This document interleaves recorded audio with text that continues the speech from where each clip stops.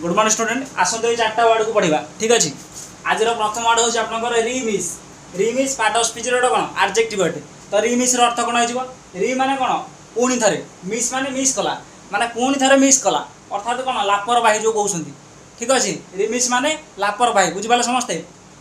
next word हूँ आपंकर manifest manifest part of speech रोटे कौन आडजेक्टिव अटे तो मैनिफेस्ट अर्थ कौन हो मैनिफेस्ट को फीस्ट फीस्ट ठीक अच्छे फीस्ट जावाई आम कौन कलु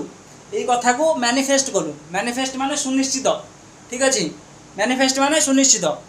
नेक्स्ट वर्ड हूँ आपंकर आक्यूजेसन आक्यूजेसन को जेसन जेसन जेसन ठीक अच्छे जेसन मो कौन सामान किणवा को आक्यूजेसन करा सामान किणवा ठीक अच्छे किणवा को कौन कहुए आक्यूजेसन कहुए आक्यूजेसन माने परचेज बुझिपारे समस्ते